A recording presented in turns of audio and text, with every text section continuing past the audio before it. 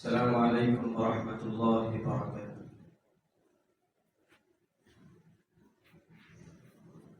اللهم لك الحمد كما أنت أهله، وصلي وسلم على النبي الكريم صلى الله عليه وسلم ما أنت أهله، وافعل بنا ما أنت أهله إنك أهل التقوى وأهل المغفرة۔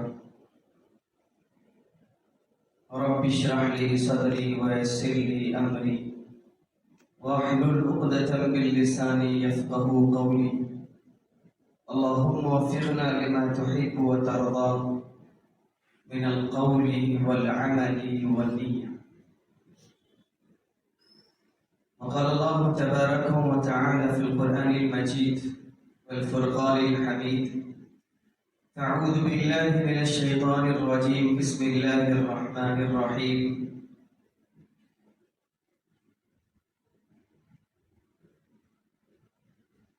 إنما يخشى الله من عباده العلماء، إلى آخر الآية۔ وقال النبي الكريم صلى الله عليه وسلم: العلماء ورثة الأنبياء، الأنبياء لم يورثوا دينارا ولا درهما، أو كما قال عليه الصلاة والسلام۔ صدق الله العظيم وصدق رسوله النبي الكريم، من الشاهدين والشاكرين إلى يوم الدين۔ محترم عزیز دوستو، نوجوان ساتھیوں، بزرگوں، دعا فرمائیں کہ اللہ تعالیٰ کچھ باتیں ایسی نکلوا دے زبان سے جو ہم تمام کے لیے عمل کرنے کا ذریعہ بن جائے۔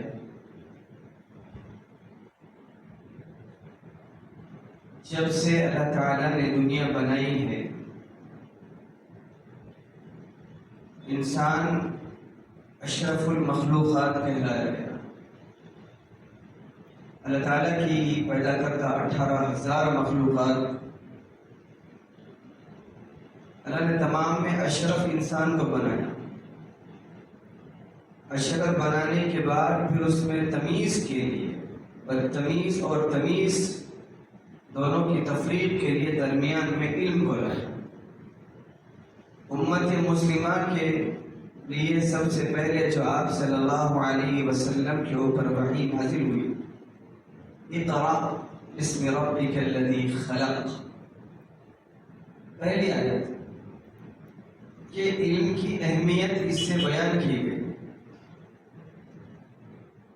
اور بتایا گیا ہے کہ تمیز تعلیم ہی سے آتی ہے۔ اللہ کے نبی نے فرمایا: العلم فریضۃ علی کل مسلم، فرض قرار دیا گیا ہے علم کے سیکھنے کو۔ وجہ اس کی ہے کہ انسان کو بات کرنے کی صلاحیتیں آتی ہیں، کام کرنے کا طریقہ آتا ہے، اٹھنے بیٹھنے کے سلیقے سے انسان آراستہ ہوتا ہے علم کی دولت کے ساتھ۔ اور تقریباً امت کا تقریباً فیصد حصہ علم کو کچھ اور تصور کر کے بیٹھا ہے کہ علم وہ نہیں ہے جو اللہ کے نبی کے اوپر اترا ہے، علم وہ ہے جو ہم سیکھتے ہیں۔ جو ہم کیا سیکھتے ہیں؟ جو ہم اسکول چلے گئے، کالج چلے گئے، یہ اسباب والا علم ہے، حقیقی علم یہ نہیں۔ حقیقی علم وہ ہے جو قرآن اور حدیث کا، جو نبی نے بتایا ہے،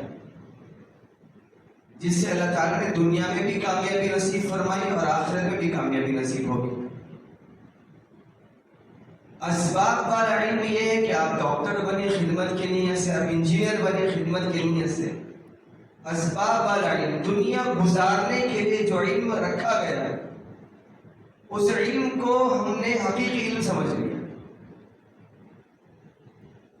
اس لیے امت مسلمہ کے اندر جو حقیقی علم والے ہیں ان کی حیثیت کوئی نہیں۔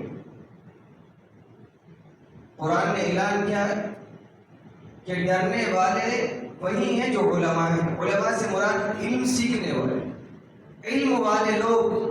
انما یخشی اللہ من عبادہ العلماء، میرے بندوں میں مجھ سے ڈرنے والے کون ہیں؟ علم والے۔ علم والے کون ہیں؟ اگر اگر انسان بن رہا ہے اللہ سے نہیں ڈر رہا تو وہی بیکار ہے اس کی.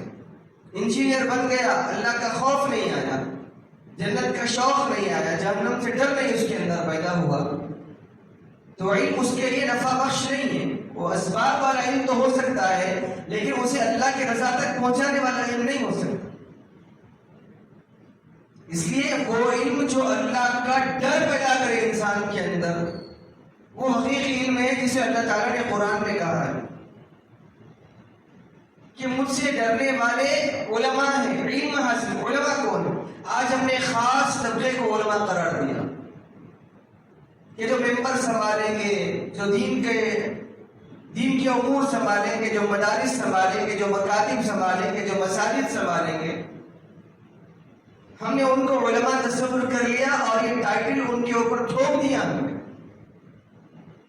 تھوپ دیا کا جملہ میں اس لیے استعمال کر رہا ہوں کہ آپ کے ذہن میں اگر کسی عالم کا نام آتا ہے عالم صاحب تو آپ یہ تصور کرنے بیٹھ جاتے ہیں کہ یہ مدرسے کا فارغ ہے, یہ کسی مکتب سے نکلا ہے. یہ تصور ہمارے ذہنوں میں گونج جاتا ہے.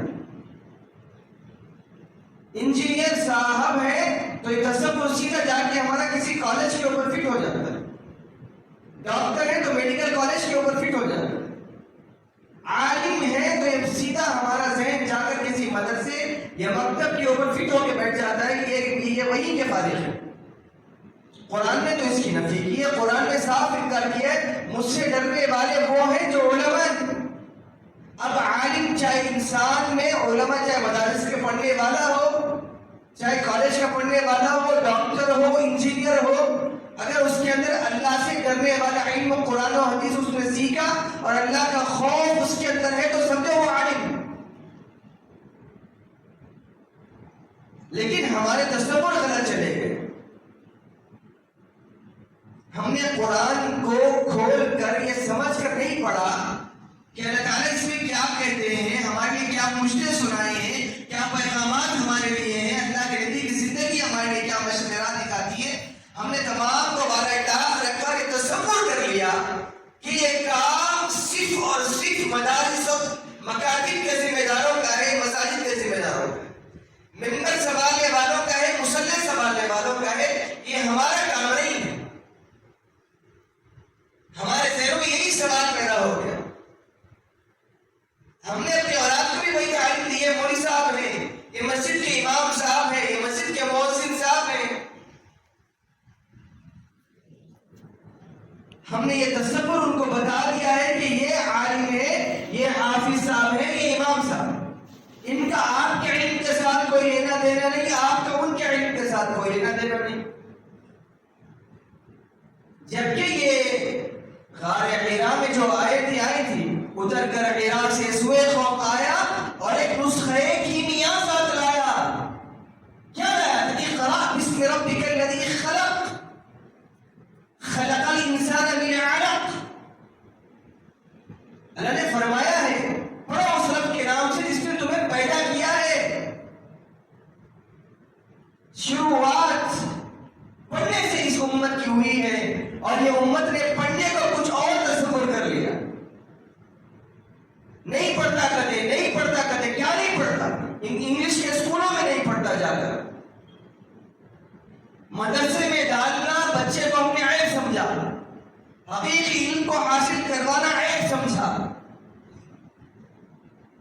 اس لیے ہمارے دلوں کے اندر اس کی اہمیت, اس کی افادیت, اس کی عظمت, اس کا مقام, اس کا مرتبہ گھٹتا گیا اور اتنا گھٹ گیا ہے کہ ہم نے اس کو صرف اور صرف میتوں پہ پڑھنے کے لیے نکالا ہوا ہے.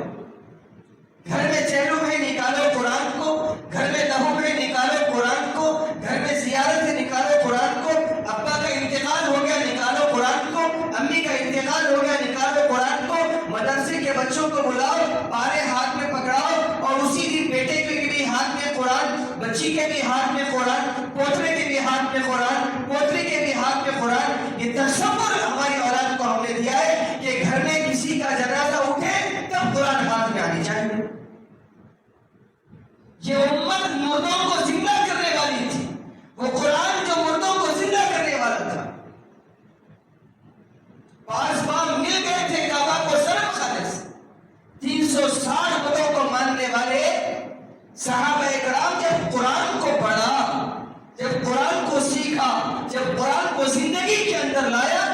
کی بانچیں کھل گئی. یہ قرآن تو ان کے مردہ دلوں کے اندر کھیتی اگا کر چھوڑ دیا. لہلاتے باغ اگ گئے تھے ان کے دلوں کے اندر, دماغ کے اندر. اور ہم نے کیا تصور کر لیا, ہمیں کیا پڑھی پڑھائی گئی, ہمیں کیا بتایا جا رہا ہے کہ یہ چیزیں مردوں کے اوپر پڑھنے کے لیے بیٹھ جاؤ. صرف ایثار ثواب کے لیے ہم نے قرآن کو اٹھا کے رکھ دیا تھا اب تک.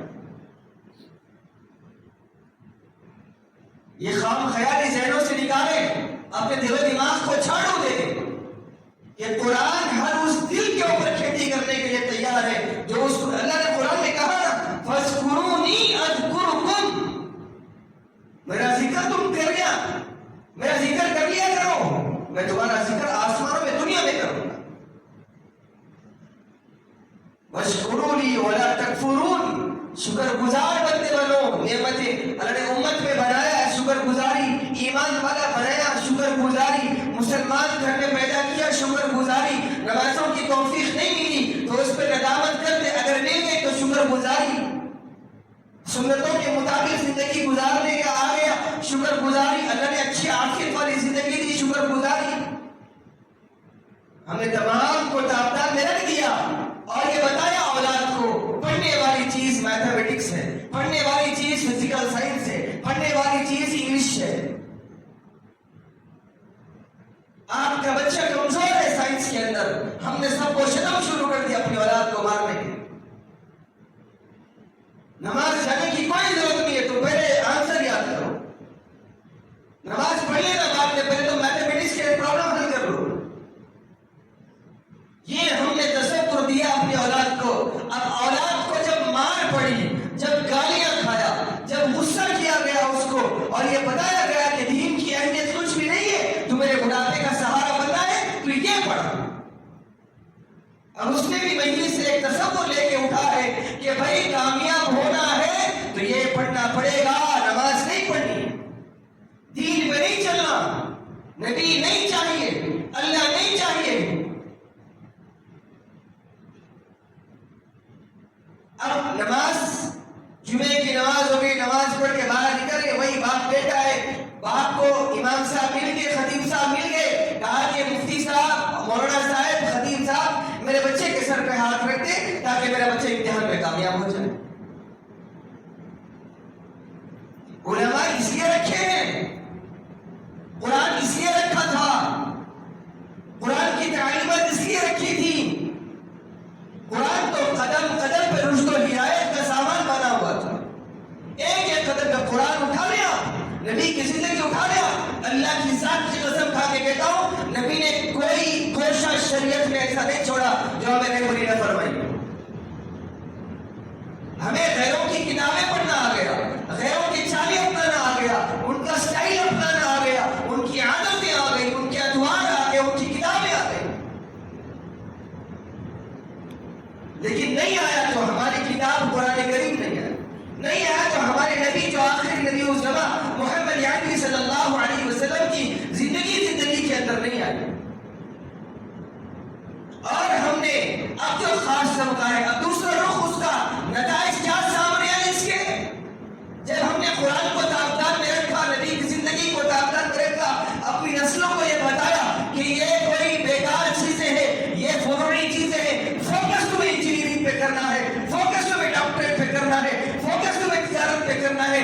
ہم نے یہ سنا ہے, کئی نوجوان بچوں سے سنا, کئی بوڑھوں سے سنا کہ میرا بیٹا پڑھے نہ پڑھے, تھوڑا سا ڈگری لے لے, میں اپنی کرسی اسے دے دوں گا, میں اپنی گدی اسے دے دوں گا, اپنی آفس میں جاب دے دوں گا, اپنی تجارت میں شمولیت اختیار کرنے کے لیے اس کو میں اپنی گدی پہ بٹھا لوں گا. ہم نے یہ تو سنا ان کے والدین سے, کبھی ایک کال سننے سے ترس گئے کہ میرا بیٹا نمازوں کا پابند نہیں بن سکا, نبی کا غلام نہیں بن سکا, قرآن کو سینے سے لگانے والا نہیں بن سکا, بیٹھ کے پانی پینا آج تک نہیں آیا, سیدھے ہاتھ سے کھانا کھانا آج تک نہیں آیا, دسترخوان بچھا کے کھانا کھانا آج تک نہیں آیا, پانی بیٹھ کر پینا آج تک نہیں آیا, میری زندگی میں, میری اولاد کی زندگی میں دین آج تک نہیں آ سکا. یہ کان سننے ترس گئے ہمارے آج. کیوں؟ کیونکہ ہم نے اس طبقے کو, ہم نے کیا کیا, دین کو ہم نے خاص خانے میں رکھا. یہ علماء کا کام, یہ مدارس کے لوگوں کا کام, یہ مکاتب کے ذمہ داروں کا کام. اب دوسرا رخ کیا ہے, اب جو کام हमदर्दी कोई नहीं, ना हमने औलादों को बताया, ना हमारे दिलों के अंदर कदर है, ना हमारे आबो-अजदाद ने हमारे हमें कदर करना सिखाया कि बेटा हम तो बन गए इंजीनियर, बेटा हम तो बन गए डॉक्टर, हम तो बन गए ताजिर, हमारी बड़ी बड़ी तिजारतें हैं, हमारे अकाउंट भर भर के जा रहे हैं। बेटा ये उलमा है, ये हमारे ईमान की जमानत दे के बैठे हुए, ये हमारे दीन को बचाए हुए हैं, हमारे ईमान की सलामती के ठेकेदार हैं, हमारी ईमान की सलामती के जिम्मेदार हैं।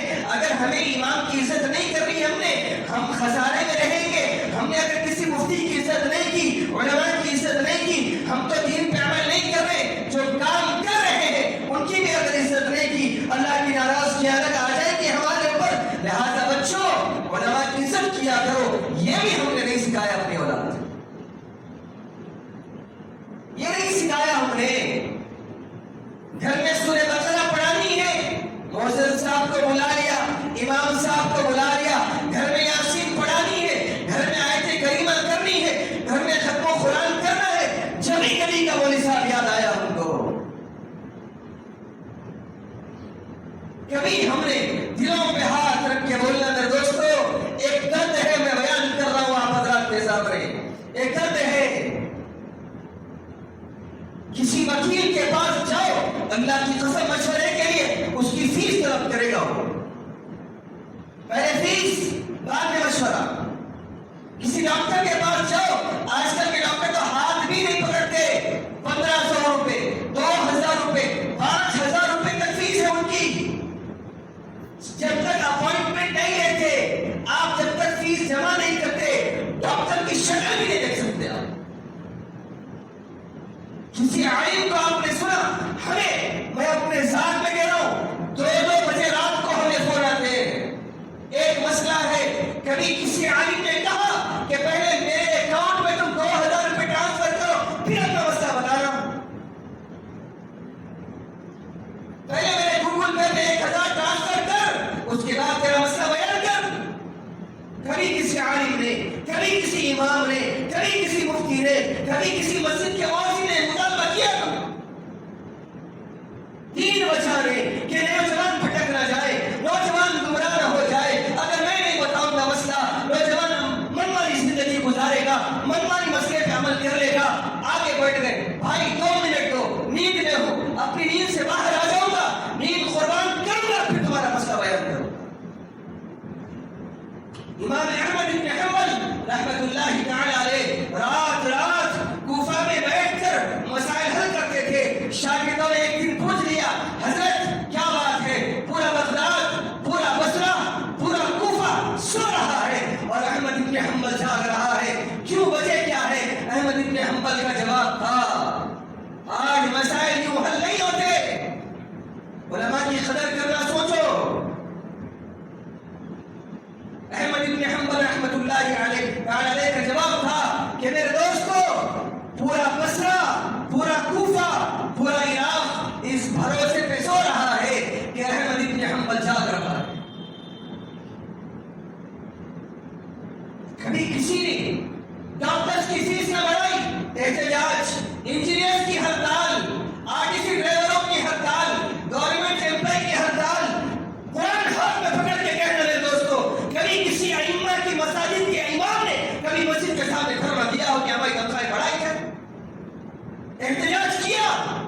अल्लाह के घर को आबाद करने की चक्कर में पेट पे पत्थर बांध के जिंदगी गुजारी। अभी तरफा तमाशा कि हमें छुट्टियां पकड़ के कहा जाता है कि मौलाना कुर्बानियों के बाद ही अल्लाह आपको जन्नत देता। क्यों जन्नत आपको नहीं चाहिए? कि जन्नत के ठेकेदार हम हैं, क्या हमसे सवाल होगा? आपसे सवाल नहीं होगा? क्या हमसे सवाल नहीं होगा? आप ही से सवाल होगा। इधर क्यों बयान हुआ आज? वबा चल रही है, डेंगू की बीमारी की वबा। जोहर की नमाज के बाद मेरा दिल हिल गया।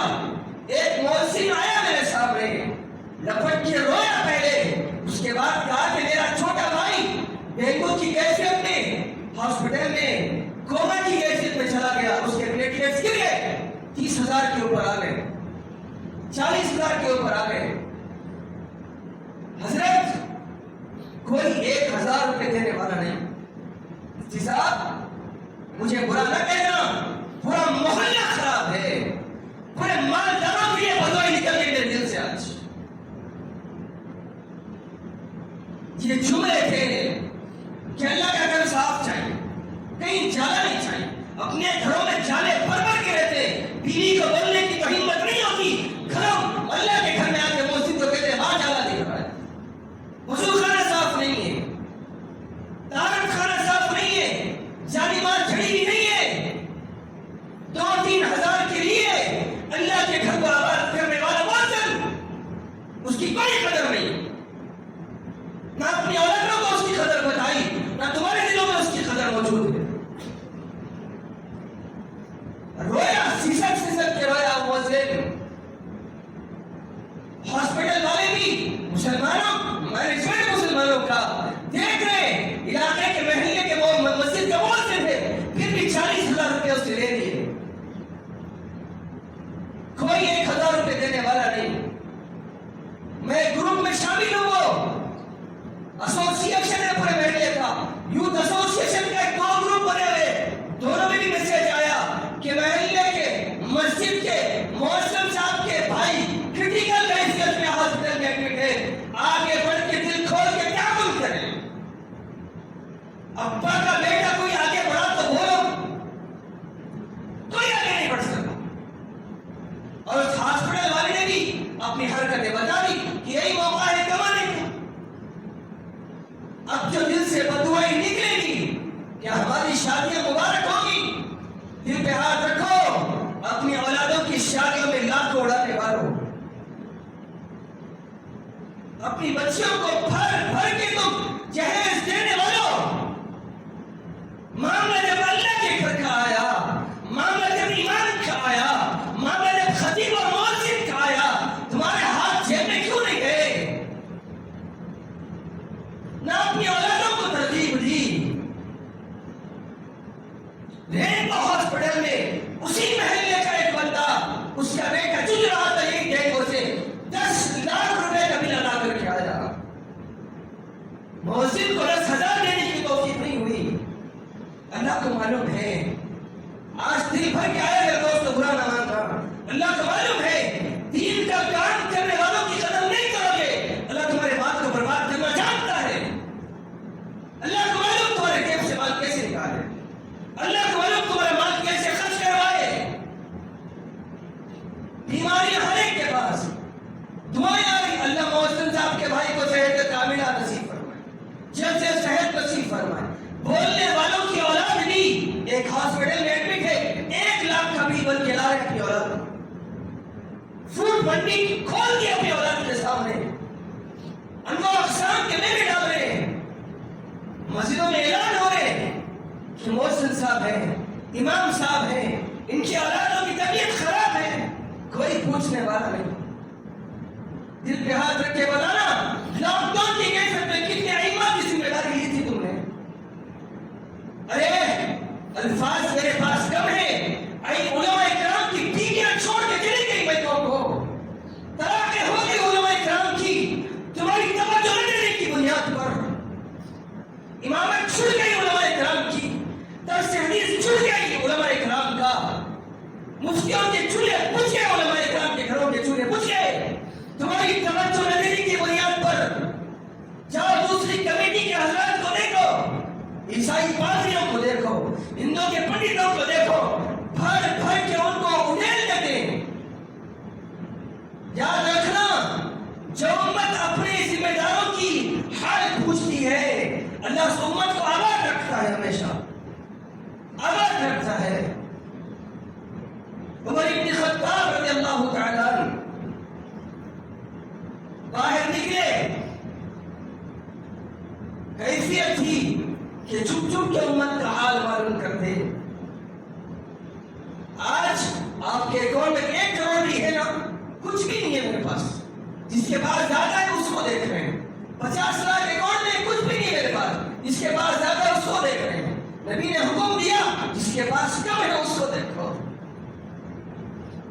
عمر کشت کر رہا ہے گلیوں میں، شہر کے باہر نکلے، مدینے کے آبا باہر کے علاقے میں نکلے. کیا ایک مشہور قصہ ہے، نظر نہیں جاتی نا امت کی؟ کیوں جائے بھائی؟ نقصان تو ہمارا ہے.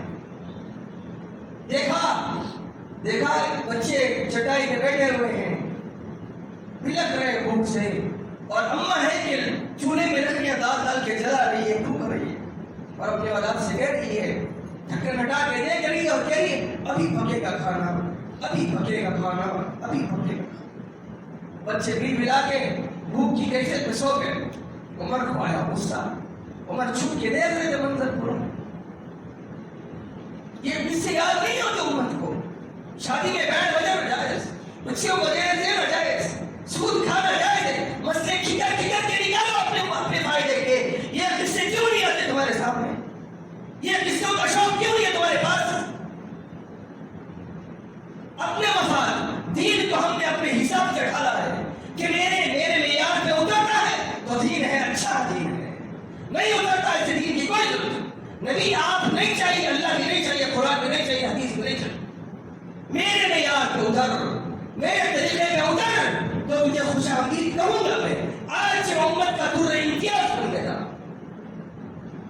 ہاں بیوی، عمر کو غصہ، چلے گئے. ارے میری بہن کیا ہے چولہے میں؟ آخر کتنی دیر سے پڑھ رہا ہے؟ کیا ہے؟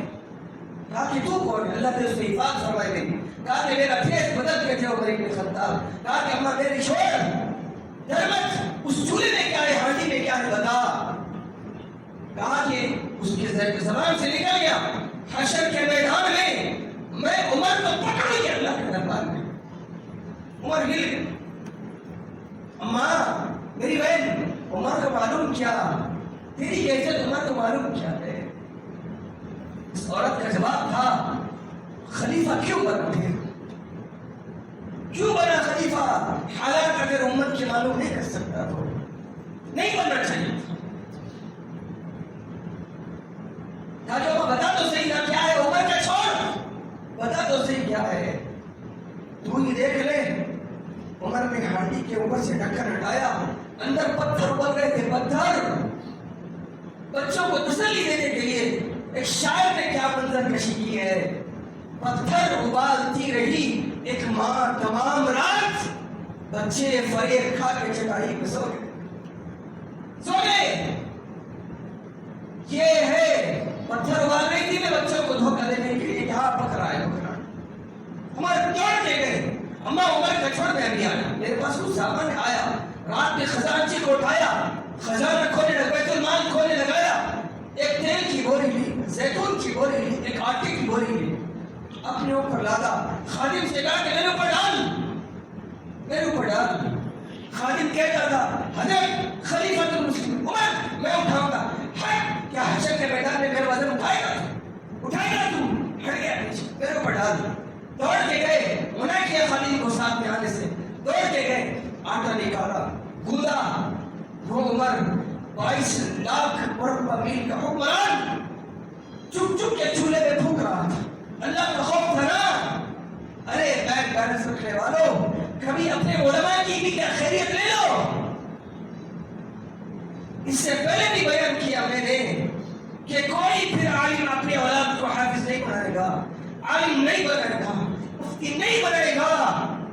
پھر علماء کی ہائے لگے گی تم کو، ہائے تمہاری نسلیں کھنٹیاں مارنے والی ہوگی، سلیب کے سامنے جھکنے والی ہوگی. خدا نہ خاصا اگر ممبر کو سنبھالنے والے علماء نہیں ملے تم کو، جھک جھک کے پھونک رہے. روٹیاں بنائی، سالن پکایا. کہا کہ اماں بچوں کو اٹھا دے، کھا لے. کہا کہ تیرا کام ہو گیا نا، اے اللہ کی نیک بندے تیرا کام ہو گیا، تو جا. کہا کہ دور ٹھہر گئے. کہا کہ اماں نہیں، جن بچوں کو روتا ہوا دیکھا ہے ان بچوں کو ہنستا ہوا بھی دیکھنا چاہ رہا ہے. اس اماں نے اٹھایا، بچوں کو روٹیاں کھلائی، بچے پیٹ بھر گیا. بچے بھائی اپنے بھائی سے کھیل رہے تھے. کہا کہ اماں عمر کو نہیں معلوم تیری کیفیت، میں عمر کی طرف سے معافی مانگتا ہوں. معلوم ہے کیا چولہے تھے اس عورت کے. کہا کہ عمر کے بجائے تجھے خلیفہ ہونا چاہیے تھا. تجھے کبھی کیفیت معلوم کر لیا کرو آزو بازو کی، خاص کر امت کے علماء کی، خاص کر غریب علماء کی. سفید لباس میں آتے ہیں مسکرا کے ملاقات کرتے ہیں. اللہ کی قسم اگر ان کے چہروں پہ نور رکھا ہے ان کی پریشانی دکھ کے نہیں آتی. حالات بیان نہیں کرتے, وہ بھیک مانگنا نہیں آتا ان کو, دعوت نہیں پھیلاتے وہ. تم 5,000 10,000 دے کے احسان کرنے بیٹھے علماء پہ, اپنے خزانے کھول کے بھی تو تم علماء کا حق ادا نہیں کر سکتے. علماء کا حق ادا نہیں کر سکتے. اگر کرنا سیکھو علماء کی قدر, ان کے غم کے آنسوں سے بچو. اللہ کے واسطہ اگر وہ اپنی بھوک کے لیے رو رہا ہے ممبر پہ بیٹھ کے, مصلی پہ نماز پڑھانے ٹھہرا, اس کے جیب میں اگر روپیہ نہیں ہے, اللہ کی قسم تمہاری نمازیں پوری ستیہ ناش کر کے چھوڑے گا, لے کے ڈولے گا تمہاری نمازوں کو. کسی کے سامنے بیان نہیں کر سکتا, کسی کے سامنے بول نہیں سکتا. یہاں تک کان میں یہ جملے بھی سنے, اس کے بعد سے اس عالم کی بیوی نے دعوتوں میں جانا چھوڑ دیا. بتاؤ کیا جملے تھے. رمضان کے مہینے میں ایک عالم دین کو ایک صاحب نے گفٹ کیا ایک ساڑی, کہا کہ حضرت یہ جوڑا آپ کے لیے, یہ ساڑی آپ کی ہے. خوش ہو گئی امام صاحب. شرم آنی چاہیے ہم کو, احساس زیاں مر گیا امت کا. اس طبقے کو ہم نے نظر سے ہٹا دیا اور خلیص طبقہ سمجھا ہم نے. اللہ کے فیصلے اس لیے اتر رہے, اللہ کا غصہ اس لیے آ رہا ہے. کہا کہ امام صاحب یہ جوڑا آپ کے لیے, یہ ساڑی آپ کی ہے. خوش ہو گئی امام صاحب, گھر کو چلے گئے. لیکن دن گزرتے گئے, محلے میں ایک دعوت تھی, اہلیہ کے ساتھ بیوی بچوں کے ساتھ بلایا گیا تھا. ان کی اہلیہ نے وہ ساڑی پہنی اور دعوت میں چلے گئے. اب جیسے ہی وہ صاحب جو دیے تھے گفٹ, وہ بھی اپنی اہلیہ کے ساتھ آئے ہوئے تھے. اتفاق ہو گیا. کہا کہہ رہے ہیں بھابھی آپ یہ ساڑی پہنی ہے, یہ زکات میں نکالی تھی ساڑی, یہ ساڑی میں زکات میں نکالی تھی. اور ان کو بولی تھی اپنے شوہر کی, امام صاحب کہہ گیا اچھی دکھ رہی ہے. 4 عورتوں کے سامنے امام کی بیوی کی وہ بے عزتی ہوئی ہے. اس کے بعد سے امام کی بیوی گھر کے باہر قدم میں رکھی کسی دعوت میں جانے کی. جب تم اپنا مال دے نہیں سکتے تو بے عزتی کیوں کرتے؟ اس طبقے کے ساتھ, ان کے جذبات کے ساتھ کھیلتے ہو. شرم نہیں آتی, احساس مر گیا ہمارا. اللہ کا واسطہ تم کو علماء کو دیکھ کے خوش ہو کہ شراب نہیں پیتے, یہ جوا نہیں کھیلتے, یہ حرام نہیں کھاتے, یہ سود کے قریب نہیں جاتے, یہ عیاشیاں نہیں کرتے. یہ سمجھ کے ان کو پیسہ دو کہ پیسہ ان کی جگہ صحیح لگے گا, بچوں کی فیس پہ لگے گا, گھر کے کرائے پہ لگے گا, حلال چیزوں پہ لگے گا. اللہ کی قسم اللہ وہ بلندیوں سے نوازے گا تم کو, تمہاری نسلیں آباد ہو جائیں گی. کوشش کریں گے نا انشاءاللہ.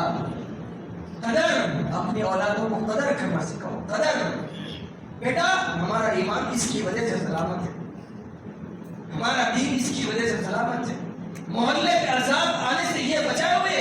امام صاحب ان کی قدر کرنا, جب بھی ان کو دیکھو تو رک جانا, ادب سے ٹھہر جانا. ادب سکھاؤ گے اللہ تعالیٰ عافیت کی زندگی دے گا. کوشش کریں گے انشاءاللہ. دعا فرمائیں کہ اللہ تعالیٰ ہم تمام کو علماء کی قدر کرنے والا بنا دے, ہم تمام کو اماموں کی اور مؤذنوں کی قدر کرنے والا بنا دے, ہم تمام کو ان کے ساتھ خیر خواہی کا معاملہ ادا کرنے والا بنا دے. وما توفیقی الا باللہ. السلام علیکم ورحمۃ اللہ.